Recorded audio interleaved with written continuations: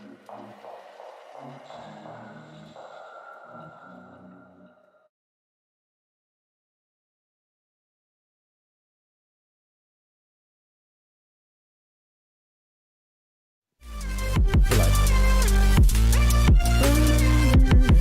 we go.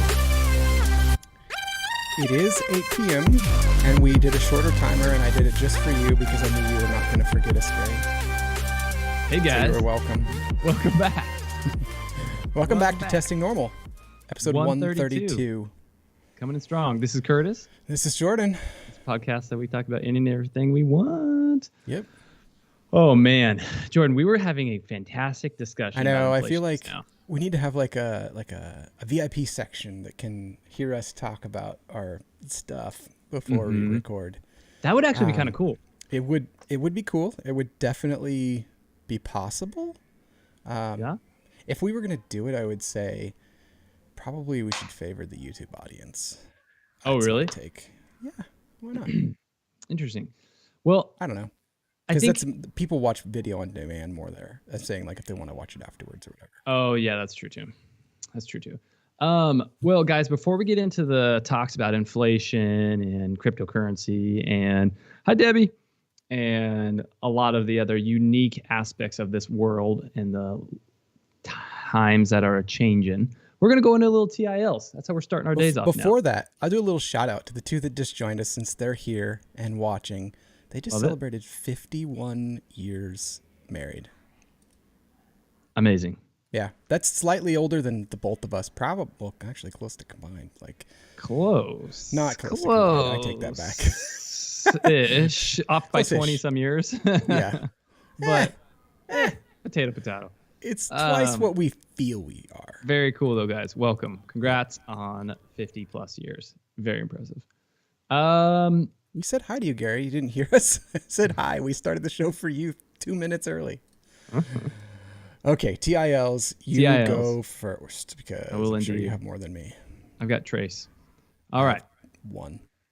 Today I learned in Wisconsin, your first DUI is only a civil offense and not a felony until it's your fourth. What? That sounds cheesy. Sounds a little bit they encourage good times in Wisconsin apparently. I don't know how I feel about that. I think I think felony in a lot of cases is probably too much. People shouldn't be doing it, but it's like I don't know. Felonies. Maybe if you kill someone, don't do it. Like I think actually Arizona does it really well. Do you know what they do? They put you in a camp. It's you have to spend 24 hours in a homeless camp. Yep. Mm-hmm. I think that's awesome. Yeah. I love that actually. They still let you go to work, but you have to log that 24 hours. So you probably want to get it done as quick as possible. So, okay. Today I learned that a silent man, is a guy that doesn't talk about it, in the UK repeatedly gets arrested. So this is more than once. He repeatedly gets arrested for standing on a certain road to block traffic. He never speaks a word, not even to the court or his own lawyer. Every time he is released, he repeats the crime and remains completely silent. It doesn't even say what it's about because he's not talking. He just goes and stands and stops traffic, gets arrested, goes to court, says nothing, gets out, goes back to the road and stands silent. He's in some silent protest, huh? I really want to know what this guy's cause is, only because it's interesting. Like, fascinating. I would say he's protesting maybe the stop sign or the light or something. That doesn't make a lot of sense. But it needs one there. He's like, people need to stop here. Oh, yeah, maybe that. All right. Today I learned if every person in the world sat in the ocean at the same time, how much do you think the sea levels would rise? It's quite a bit. Like 30 feet? So with, what are we at? Close to 8 billion people on the earth. Yeah. It would rise. The amount of water it would, because of how much water would be displaced. Yeah. It would rise approximately .00012 of an inch. I was really close. So it would rise about half the width of a hair.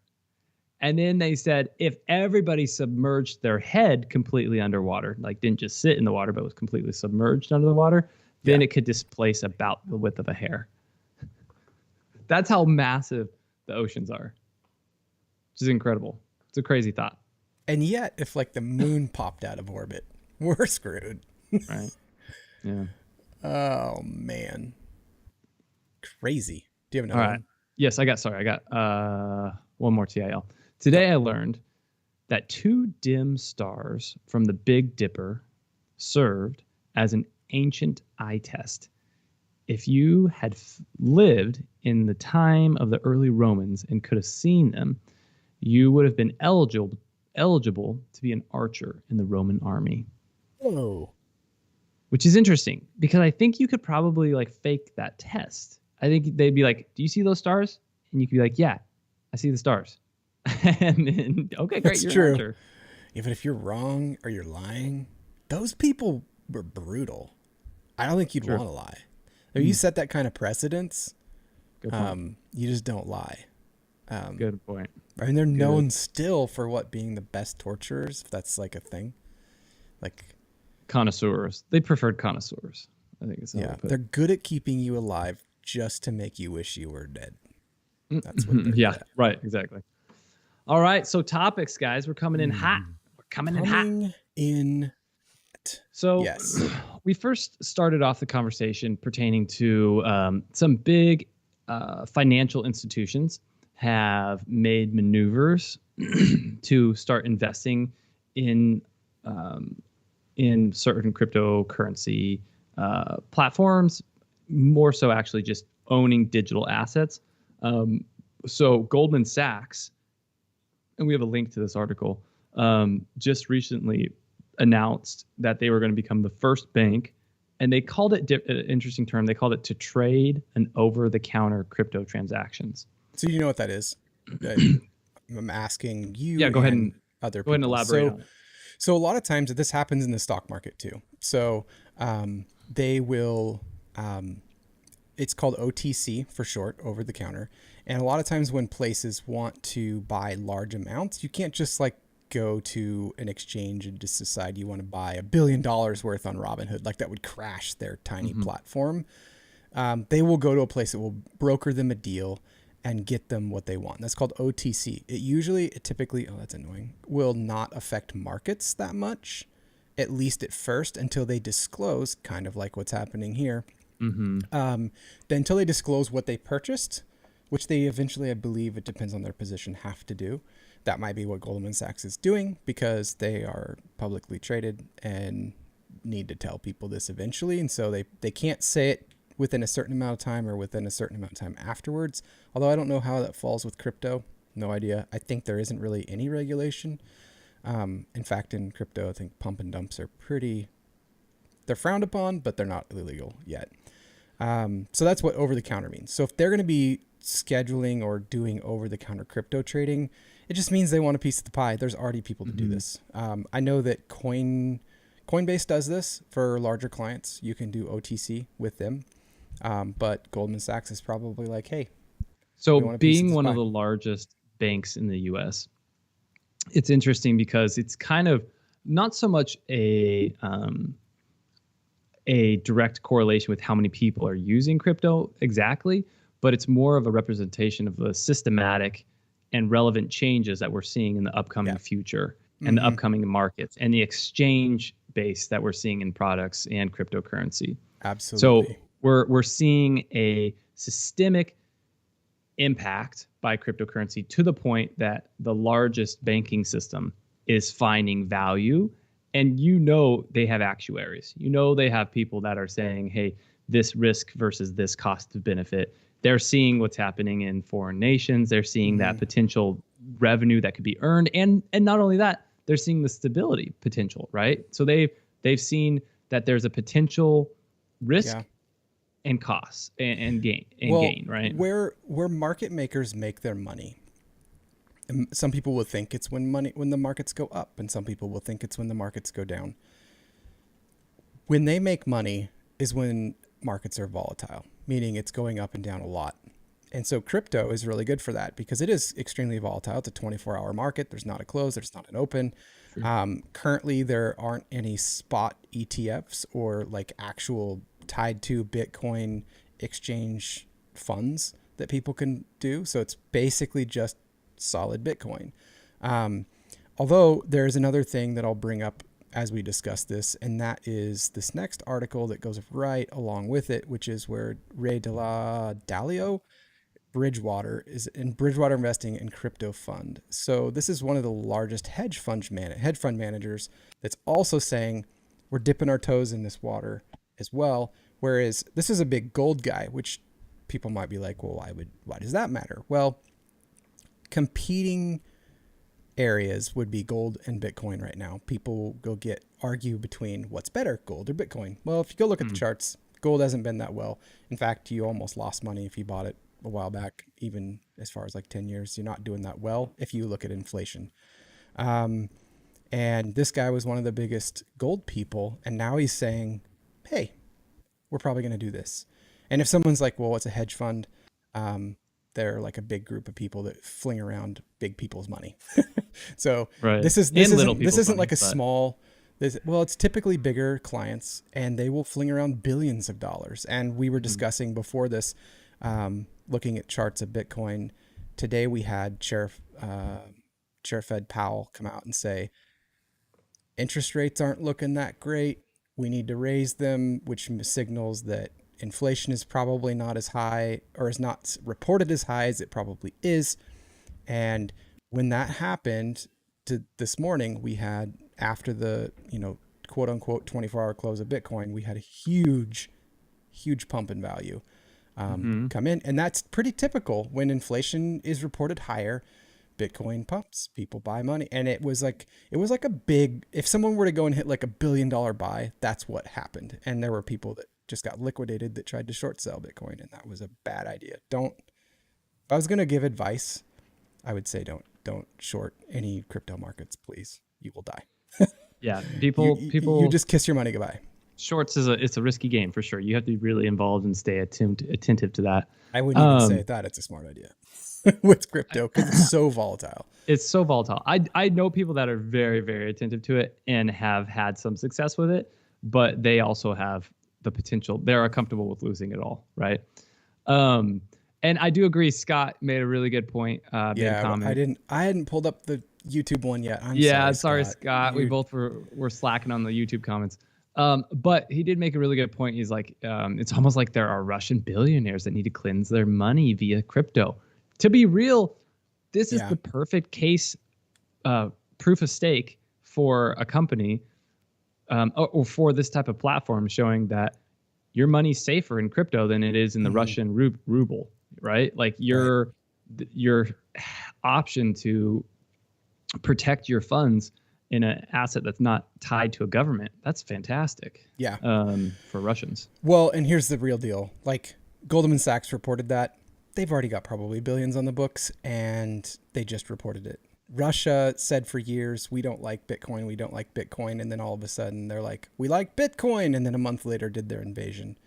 Yeah, that's true. That's true. Yeah. Now, Russia, I'm not sure what their current regulations are with cryptocurrency. I'm not sure if they've expanded them or if they're getting tighter on those right now. I mean, they said like a month ago, like this is something we need. And it was kind of during that Canada thing. I mean, Canada figured out that you can't really get rid of it. They can stop you from trying to bring it to your bank, but Canada already did that a lot. That's what people didn't realize, is that you were already very, very limited in what you could bring back and take out of your bank to crypto through exchanges even. So I didn't think that was as big of a deal as it was. It's annoying, but. Well, I have heard about Russian elites have been using cryptocurrency as a way of avoiding sanctions by converting their wealth into cryptocurrency. So I mean, they would have to, like, right. That's the thing, or something else. I wouldn't doubt, because they've talked about like even the petrodollar not being used, I wouldn't doubt if they have a lot of their money maybe tied up in Chinese funds, because the way they've been working with them, but I could be wrong too. So, yeah. Yeah. There's actually a really good link that I can post here, and it shows the rubles that have been going into Bitcoin from certain exchanges. And it's massive. It's increased by 260% in the past, basically in the past month, the percentage of rubles within these trading platforms on cryptocurrency. I am curious, Scott, whichever one you're on, I'm watching both comments now. What is it you disagreed with about? Was it about you'll take the bet of dollars to crypto? Oh, crypto is behaving like a risk asset, like Tesla, market tanks, crypto tanks. Yes and no. What we've never seen historically, it's all going to tank. I would agree with you there. I think it all will. Me personally, there are places I'd rather have my money than in US dollars. That's why I titled what I did. There was a guy that I was listening to this week, and he said, the US dollar is going to fall, and we're going to blame Russia and Bitcoin. And it's neither one of their fault. It's completely our policymakers' faults, our lawmakers' faults, our judges' faults. Like, they have done a terrible job managing what our money is and what our output is and exports are. And that's the problem. What was it? We've used this example before. Like, if you were in a lot of debt, personally, you would reduce your output, your expenditures, and you would increase the amount of income or work that you were doing. And as a country, we need to do that as a whole. We're not going to get out of this or revert out of it if we don't learn to work within a budget, and work and export from here instead of relying on other places. So, but I think we're in a complete agreement that it's probably all going to tank.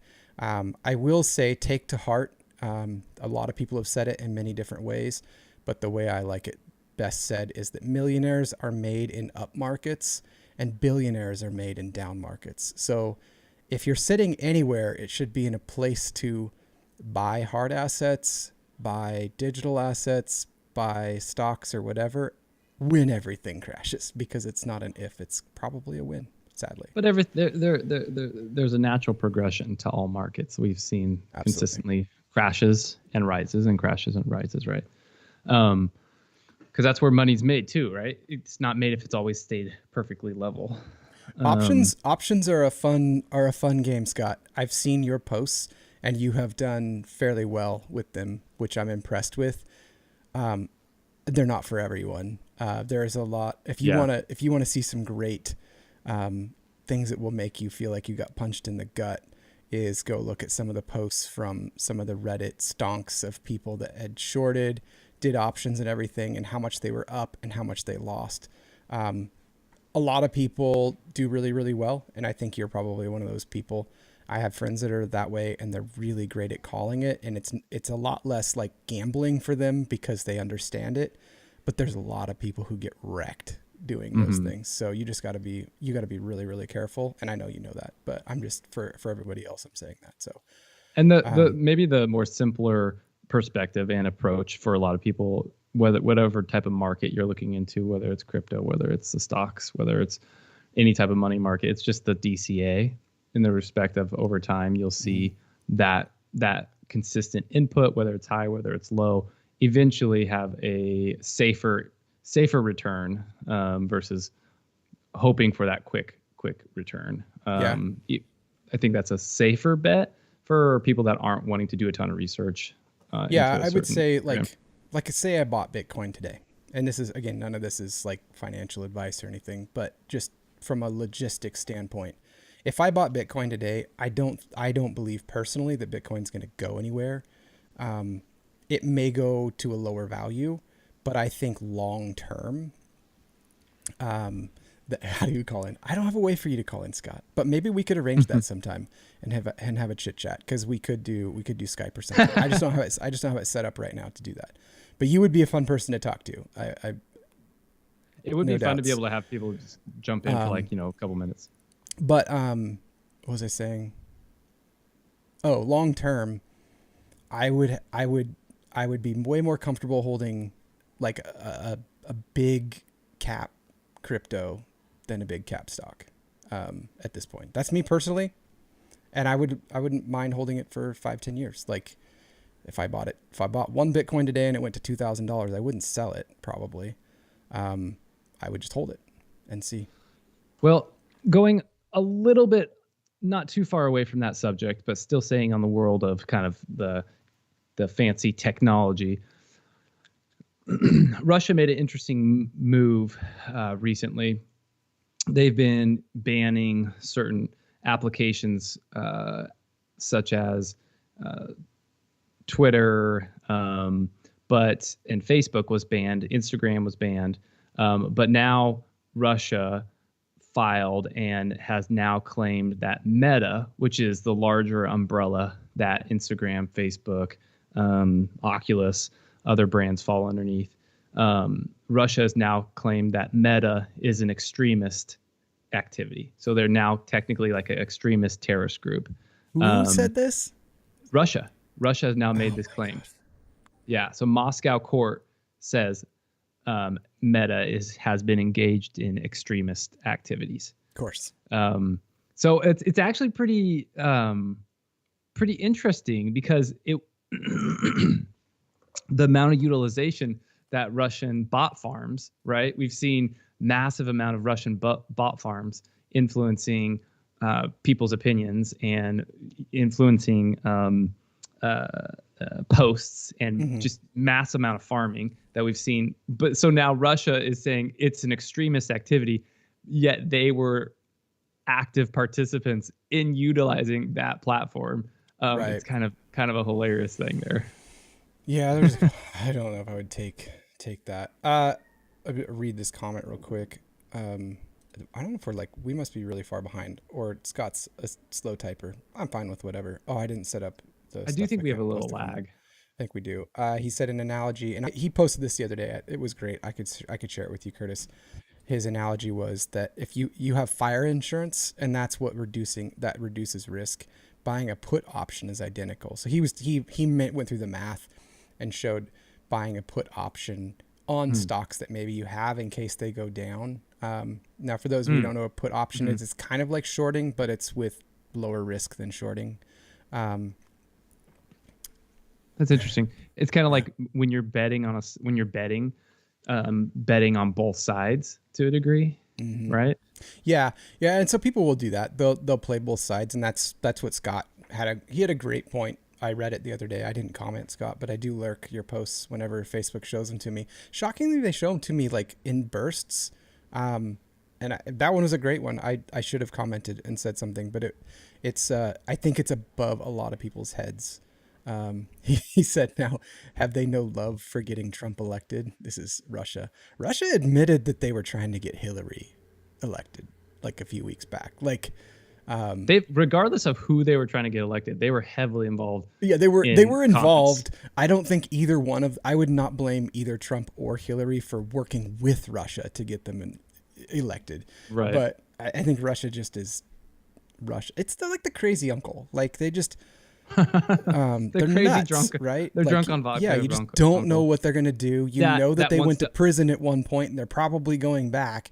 And he's not afraid to poison his in-laws. Yeah. And it's just like, stay away from him and don't set your purse down. Like that would be my analogy for them. And also they might shoot you. Something like that. Yes. To say the least. Yeah. So there was something I was going to say regarding, we talked so much. We broke a rule. Yeah, that's what we did. We did. We talked way too much prior to this, and it was because we were both not in communication a lot this week. So we got to talking, and it was like, shoot. One thing that was interesting was going into the inflation conversation. Mm-hmm. And we were discussing how who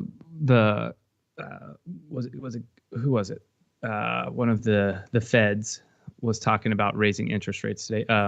The Federal Reserve Chair, Jerome Powell, yes. Mr. Powell, was talking about how rates will rise aggressively soon if needed, and the potential impact that would have on our current inflation, what our current inflation is, and then what our current interest rates will then be for loans and whatnot. Yeah. Oh, that was the conversation we had, and we were talking about how I think you were saying like maybe you could explain it better, that you always viewed the interest rates are what not reflect, but what push the inflation rates. And I said, no, it's the other way around. They look at what inflation is and they adjust rates based on that. And it's because we don't know how to work in a budget in this country. And that's the thing. Yeah. Changing the interest rates on loans are the medicine for what our current rate of inflation is for the it's US their dollar. attempt at it, because if they can't get inflation under control, then their income goes down, but they already don't work within a budget. We all know that. It's terrible. Right. And the people that suffer the most are not typically the middle class or the middle upper class, which is slowly dwindling even more. It's the lower class. And it's not lower class in like a value, but people that make less money feel it the most. Socioeconomic. It's poor money management. And I think this is where, Scott's going to be like, I really need to call in, is that we need to decouple from our government running our currency. They need to not be able to make more of it and work within a budget. And that's how I feel. That's my opinion. But well, it's interesting the level of spending the government has the ability to do.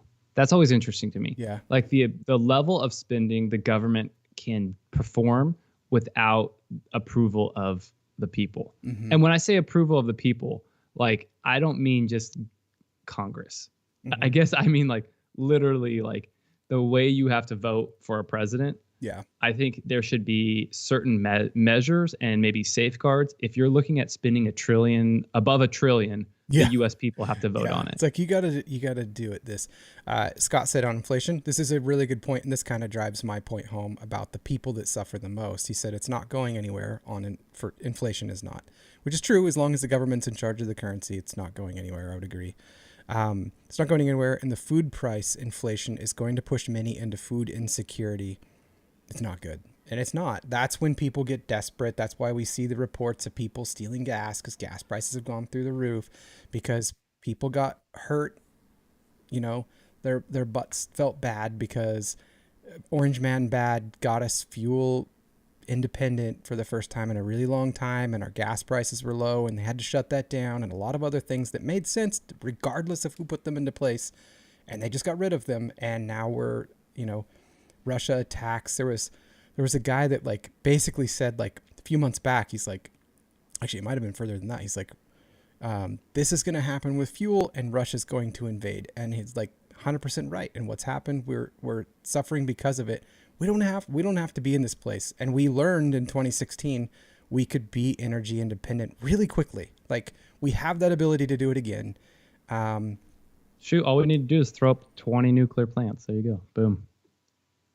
I don't know if 20s. I don't know. Well, that doesn't get us oil energy independent, and that doesn't do it as fast as we need to as well. Like, I don't mind a tiered plan. Like, get us to oil independence, and then work on a plan to get us to something else, and get us to making things here, because that's what's going to get us to back being successful. Dyson sphere would be the ultimate solution, I guess, but it might take a while to get to that point, I guess. I don't know. Call me crazy. Call me crazy. Call me crazy. Call me crazy. So let me look through. There was a couple things that dealt with this.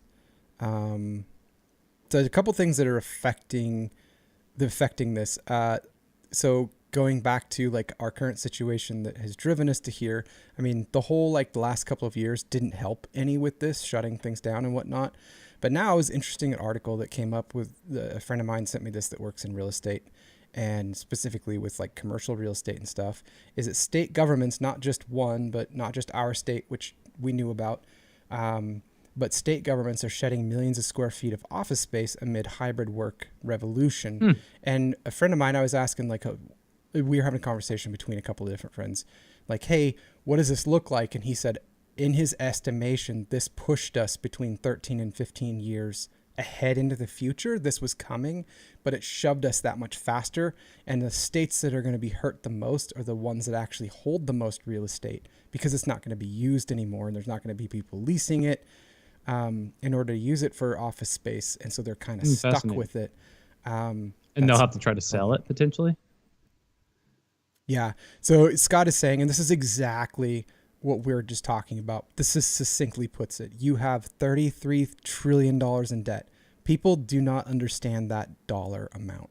That is an insane amount. I mean, you go look up the debt calculator. We've done that before to see how much debt per person in the United States that is. The government, when they gave us $2,000, added $70,000 of debt to every single person's head in this country. And he said, and if you raise the interest rates, you slow inflation. The problem is that if you slow it by doing that, you can also drive it faster, and you can either head into a hyperinflation or you can into a hyper deflation. Neither one of those going fast is a great thing. So there's been an exact, not exact as far as the number of the equality of amount of debt that we have. Right. But there's been a period of time that we were in a very similar situation with interest rates rising to this point, and it was in the early 1970s. And I was actually listening to a cool podcast about this. And the economist that solved the problem was hated like deeply. But what he did was it was called the Keynesian economic policy. And he literally raised interest rates to 20%. Like 20% was at least 20% interest rates for loans. And what that did, right, that caused people to stop purchasing things, yes, to a degree, right? Yeah. Which put businesses, kind of shut down a lot of businesses, right? So he had to hurt the economy to help the economy. Yeah, and it's kind of like I can see both sides of that. Things like that. One thing that would do, and this is where one thing it could do is it could drive people to not take on new debt, which is good. I think a lot of people need to learn to work debt free. I mean, people used to buy entire homes, with cash, and that's good. This would be bad for the way our economy works now. So if you do it too fast, people can't afford the debt, like Scott just said. But I think that's also a lesson of that also means that people probably shouldn't be taking on the debt in a lot of cases. Yeah, no, and there's a lot of situations where people have taken on debt and they have helped push on inflation into a sense that they probably should be saving money rather than exorbitantly spending all this money, and then everybody saying, hey, I don't have the supplies, so then they raise the cost, and then just this negative feedback loop we're in. Right. Well, and that's where the banks are battling with crypto stuff. Like New York started with it, and now was you can go and stake dollar coins that are just tied to the US dollar for between 8 and 12% interest, just sitting there, and banks hate that because they don't want to pay that because they can't afford that. But they're working closely with, I mean, I remember when interest was way higher than it is now that you would earn in a savings account, but we don't live in an economy that drives people to be encouraged to save, encouraged to have cash on hand. And that benefits almost nobody except for the top. It benefits them because then you become a society where you rent everything. We've seen that become the norm in our society. And there is kind of a trend that I've seen with people that have been really successful in business ventures. And I've heard that common term of cheap money, right? Like right now with interest rates historically being really low, money is cheap. And so using someone else's money to make those investments, right? Absolutely. Leveraging it. So having cheap money in some business ventures makes sense. But it also has created, I think, it's almost encouraged the inflation that we're seeing. I would agree. And a lot of times what that would do is say that business defaults. They're like, oh, it's free money, I'm going to make money on this. But what if you don't? Like, what if you default on those and it starts to become a problem? I looked it up, by the way. The debt per taxpayer currently right now in the United States is $241,000 per person, per citizen. So this includes your kids, the ones being born right now, everything. They are born with Right. $91,138 in debt to their name. Oh, so wait, where did the 235 per citizen come from? If you So said that's per 90,000. taxpayer. Oh, okay. So per taxpayer, it's about So, 241K but per for the children, it's less. citizen. So every single person in the United States that's a citizen, 91K. So basically, in my household, I have like almost $1 million worth of national debt Yeah. or over. Yeah. Well, about 500K. Because if you go per taxpayer, that would be you and your wife. Oh yeah. So we'd both be at 500K just between the two of us, right? Right. Yeah. Yeah. And then 90 per kid. 91 per kid because it gets spread out more. And that's kind of what they're counting on is like, oh, this is Yeah. them leveraging the future generation to pay for it. Yeah. And So 800,000 that we have to pay off. what we need Okay, is kids, someone to get go work. in there and just say, you know what? From now on, we're only spending what we get.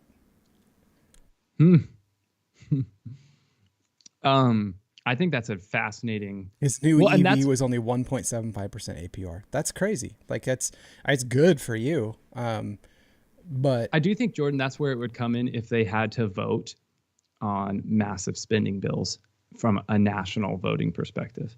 I think that would be I don't know how that would work. helpful. Yeah, just phone it Seven in. now. Okay, we left 7 out. He said he's commenting on YouTube. I believe that much of the spending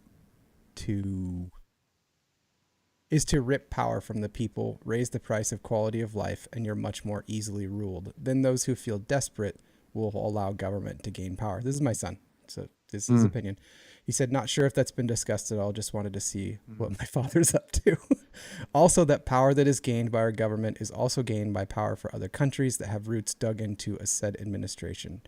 For example, Chinese bribing with nice time in the bedroom. Which is funny. That happens too. He's wrong. He's not wrong. That was China. the whole, was it Swalwell that was caught with sleeping with the Chinese spy? Oh, yeah. The fart monster. Right. Yeah, I forgot about that. That was a long time ago.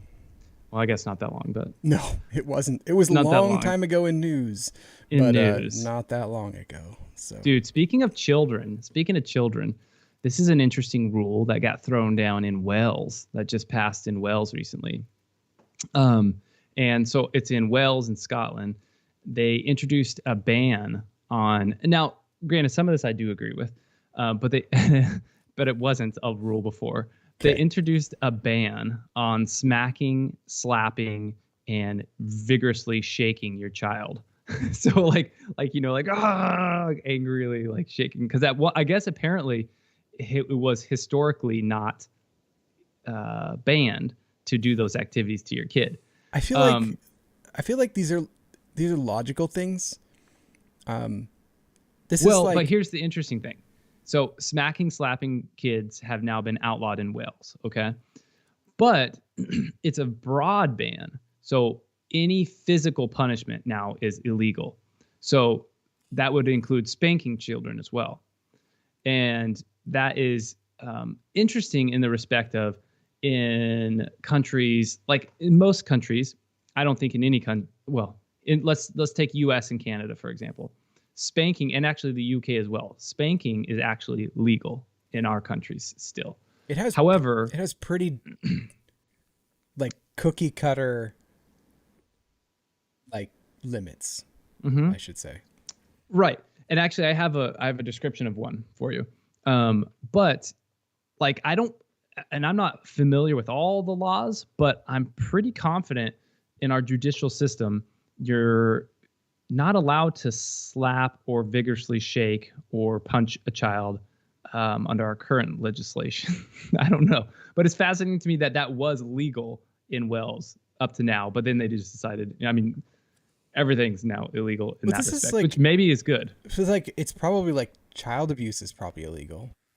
So it's like what falls within that. It's like when they made the stop, texting while driving laws, right? I asked a few law enforcement that I knew. I was like, what do you think about this law? And they both, like the two that I asked, had the same response. They said, it's already a law. Like it's not specific, but it's specific enough that falls within it. And that is the distracted driving law. So there wasn't a law saying you can't text, but there was a law that you couldn't be distracted while driving. So that fits those things, Right. and they could Right. still pull you over for those things. So them doing it made no sense. They were already writing tickets for that very thing, or Well, or they just needed enforcing. more specificity, I guess, in Did Wales they? because they didn't have any laws for it. That's funny. I guess they just get a little crazy there, man. Yeah. Get a little, too much brewski and too much What they too much ale. I think it was on Family Guy once. He's like, they say don't shake the baby, but in my defense, it did make them quiet. Oh my god. Oh my god. That's a Family Guy joke for sure. Yeah. They're so funny. 100%. Yes. 100%. Well, if in case you were curious, in Canada, how the law explains the limitations of the rules of spanking, I'll read them out to you because I couldn't find the American one, but here's the Canadian one. The rules: only a parent can spank the child. Okay. And you can't spank kids under 2 or over 12. Oh. Kids who are incapable of learning from spanking, such as certain kids with certain disabilities, can't be spanked. You can't spank with objects such as belts or spoons, and no blows to the head are allowed. Great. I feel like that it makes sense. Yeah, I think that's makes sense. Reasonable boundary. And then you can't spank with the intent to harm. Yeah, and I think that's the main one I would say on this, and we've talked about this here, and my wife talked about it. There are people who shouldn't spank. Like maybe they come from a place where that would be tough for them, or they struggle with anger or whatever. You shouldn't. I don't think that saying there are some kids that definitely need to be disciplined in that way, and that's the thing is it's discipline. It shouldn't be done in anger. It's to help a child learn boundaries, and if it's done in a loving way, it can be very effective.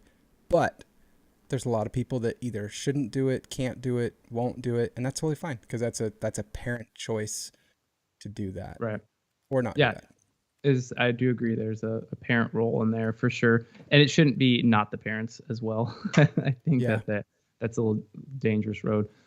Spanking. I still, obviously, as a parent, I have mixed feelings about it. I've read quite a few studies and articles on it about the potential negative effects on the kid in the long run. And maybe not so much in all cases. I mean, I know I was spanked a ton growing up, and as looking back, it's ironic, but I'm glad I was in certain situations, right? But I also do know, and I had friends that their parents were very physical, and it would have been a good rule for them to not be allowed to be spanked. Yeah, because their parents couldn't handle that type of punishment appropriately. And so to save the children that are penalized in a very unhealthy way because of that, I have mixed feelings about the law and regulations of it. That's where it comes into play. Like Scott said something. He said writing laws against stupidity is a fool's errand. So would you save those? Probably not. Those parents are going to be that way regardless of the law. It's kind of like people who are like, we should make laws against shooting people. Like, well, that is a law, and people still break it. To that example, there are plenty of laws against stupidity that many people are in favor of. Yeah, speed limits even. Yeah. I think even that is like that's a great example. So there's great examples of laws that can drive good morality or good wise decisions. They're not all of them though, and so like a lot of them have to do with like protecting those who can't protect themselves. So as an example, how you let your kid ride in a car, right? Like I'm sure you remember, you could just ride on the back dashboard. Like it didn't, like when I was a kid, I'd wake up in the back of the car on the way to grandma's house. Like that was our bed, and we weren't buckled in, and we'd get up and that was normal. Like it was, people would ride in the back of the truck and they'd be like, hang on, there's a bump coming. And now you can't do that. Like, so there are rules against people that can't protect themselves. And I'm in favor of most of those, but then there are some that are just like, that's not helping anybody. It's only harming the people that are actually following like good judgment. Those are where it kind of gets iffy, and it's hard. It's kind of a gray area, and some people have differing opinions, and that's totally fine. I was going to say on, there's a couple things. Oh, so on the Putin thing, Russia. Yeah. There's an article that I read this week. This is interesting, comes from kind of a weird place, but if this is true, I just wanted to bring it up because I've heard through some different channels that Putin was kind of holed up during the whole pandemic, right? So he was holed up with advisors that aren't the greatest, and you can imagine he probably doesn't have the greatest of advisors around him. And with that, there is one of the advisors that's reported to have told him as a Russian politician, cannot pronounce his name, not even going to try. There'll be an article in the show notes, was encouraging Putin to fire nuclear missiles at the largest U.S. weapon range as a warning. So this would be Nevada, and he said it would be okay if we use nuclear missiles because they already do nuclear testing there anyway, and if we kill 10,000 people, they're going to think it's like 100,000 people, and because they're so afraid, they probably won't retaliate. Like, that is what his advice was to Putin. And that doesn't sound very nice. And maybe this guy's a crackpot, but going back to he's crazy uncle, right? I did see an article that I didn't post the link to it, but about Putin's top advisors and how some of his top advisors he's basically like locked away recently because of the bad advice he got on Ukraine, and how some of these top elites are potentially in a situation now where there's rumors spreading that they are going to try to overthrow Putin because they're so frustrated about the amount of money they're losing and the amount of that goes a long ways, right? Money speaks, man. Like, that's the thing, and that's probably what's feared here as well. Like, if people with enough money lose money, say the U.S. dollar gets devalued tomorrow, they're going to be like, "Hey, 80 million votes? Doubt it." Like, everyone's going to start joining that team, and it's happening. If you want a really good way to have like basically a sea of red in the next year, and then in 2024. They're paving the way. The other thing that this guy went on to say was he was also advising that they bomb places where the U.S. made C-19. Not going to say it because I don't want YouTube to like flag it or anything. Make C-19 and distribute it. And what do we see? Some of the biolabs, some of the first 7 were confirmed, not just by the news, but by Congress. That 7, at least like 7 of them were 7 of the places they bombed in the Ukraine were U.S. biolab locations. Interesting. So that's interesting. There's some clout to the fact that the dude knew that. So maybe he's a crackpot, but or a crackhead. You never know.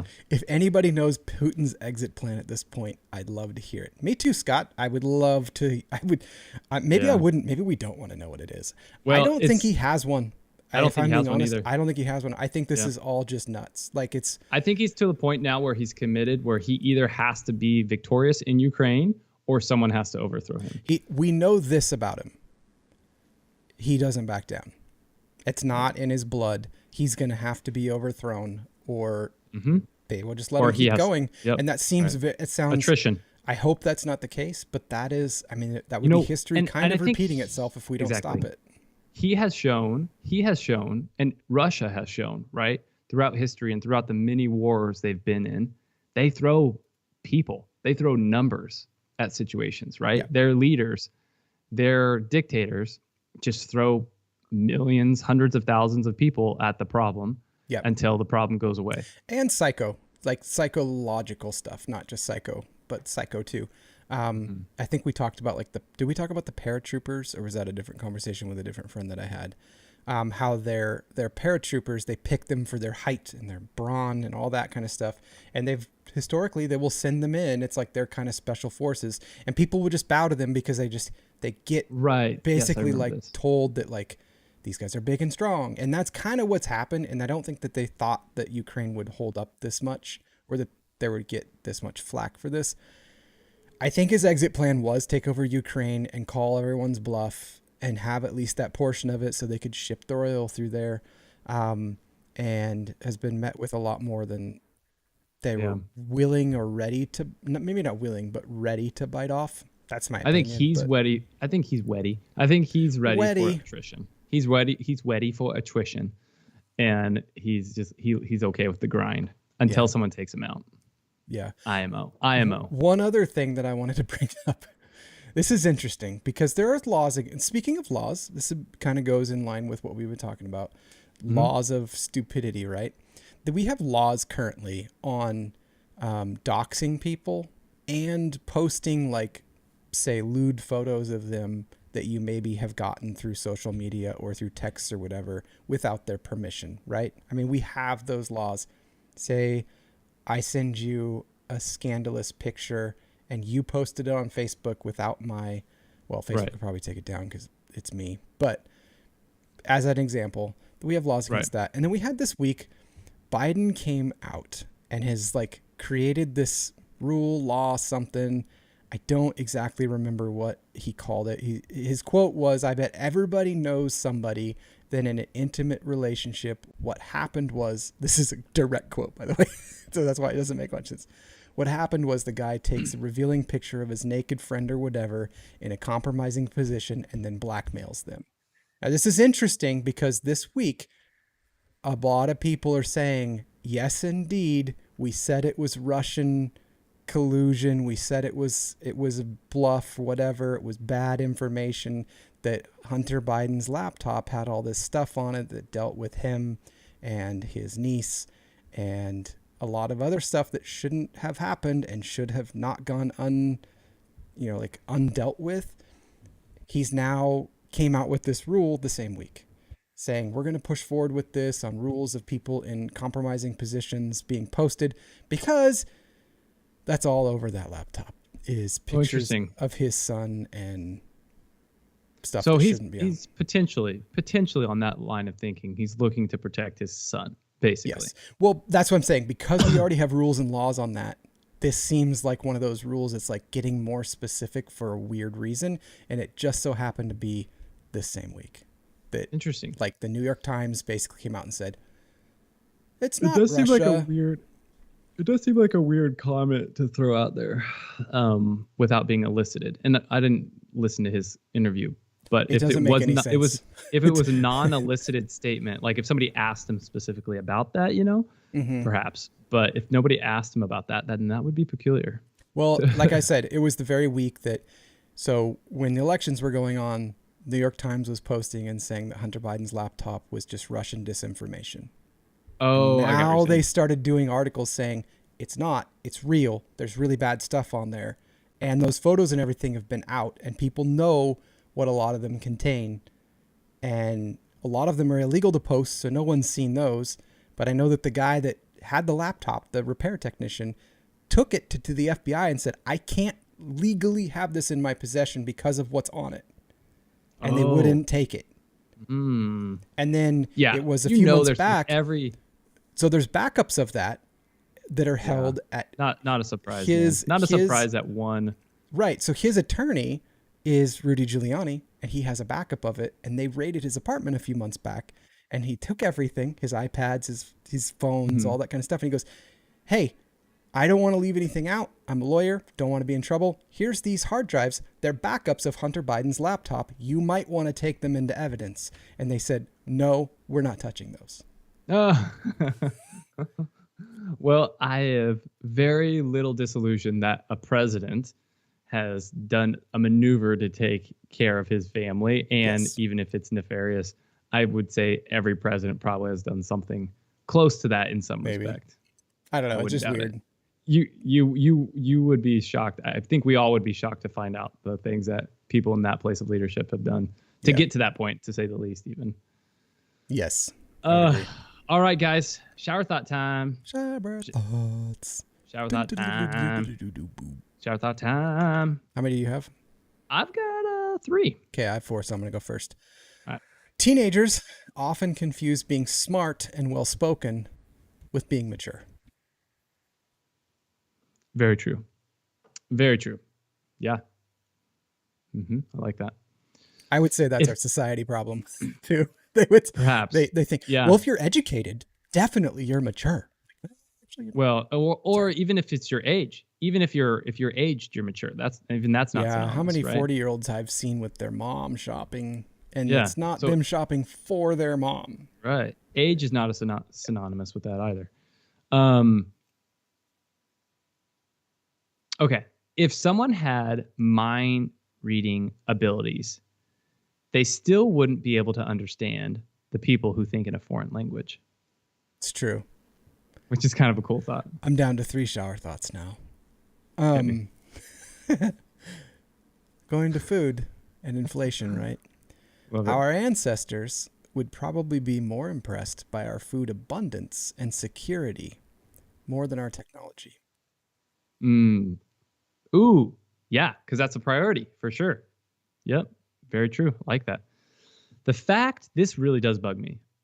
The fact that the word palindrome is not a palindrome. That's bothered me before. Forever infuriate me. 100%. It's so annoying. It is. It's nuts. They should have called it a lol or like tot or something. Like it's infuriating. Or race car. Yes. Yes.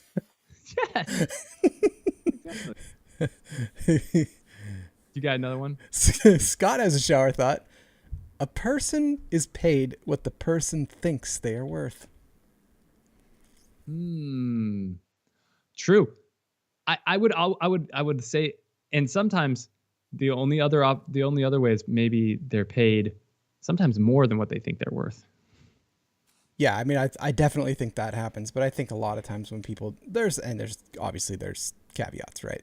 It's of not course, a hard. But that's a good rule. shower thought. But in general, you're right, Scott. In general, that's a good one. I think a lot of times people think that what they think they would be good at, they can't get paid enough to do it. And like, yeah, that's because, that's not something that really provides value around you and to culture. So you're not going to get paid money for that. Maybe you could do that on the side. Nah, but I want to do this as a living. You can't. You cannot. I'm sorry. You cannot brew beer in your garage as a living. That's not a thing. You're probably not going to paint your way to a living. There was a few of you that can, but maybe not you. Go make an NFT. Okay, here's mine. A fat pet is a sign of neglect. But on the other side, a fat animal in the wild is a sign of success. That is so good. That's really interesting, Jordan. I like that. All right, my last shower thought. You pay therapists to help you stop paying them. It's true. Right? If you think about it. You're paying them to get to the point to stop paying them. I think there's a lot of professions like that. Yeah, I mean, like physical therapists, like obviously. The doctors, paying them to hopefully not see you again. Yeah. I mean, most trades, right? I guess. Yeah. Unless it's like maybe a drug addict. Crane, this is a good advice. Okay. Number one, he said this is the one big reason that there's a wage gap between men and women. That's his opinion.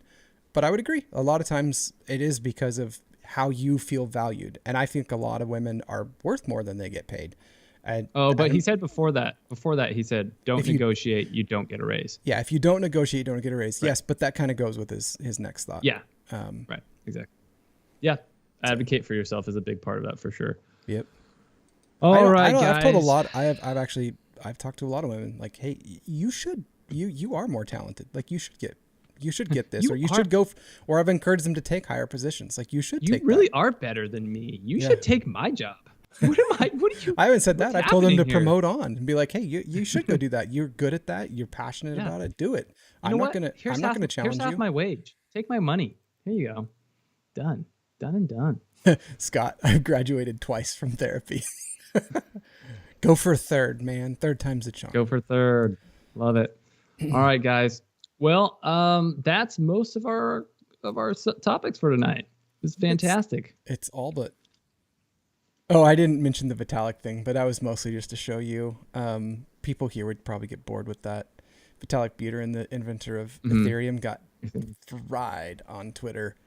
Oh no! And he basically, people were saying like, you look like Tom Brady on meth. You look like you look like somebody who needs to be shoved in a locker. And he was like a really good sport about it. Now, mind you, this is like a billionaire in the crypto industry, co-created Ethereum. He sets the bar for the spectrum. Like, Yeah. And he just had a great attitude about it. He's like, I had to go and figure out who Tom Brady was. Like, and he's like, but I didn't even have to handpick these. They're beautiful. It's worth a scroll. Like, That's hilarious. Good for him. That's awesome. oh, such good. I like it when people take it in stride. I hope he's being honest and he's not getting destroyed. But they are kind of right. He sort of does look. Oh, the best one. Oh, one of the best ones was they said that he looked like he took the opposite of the super serum for Captain America. Ah, that's really good. That's really good. Yeah. All right, guys. Well, have a fantastic week. Stay safe. Stay classy. We will be talking to you next week. Are we going to be here Monday? Do you know I yet? think so. Okay. I think so. Yeah, sounds good. Perfect. All right, guys. Peace out. Talk to you soon. See ya.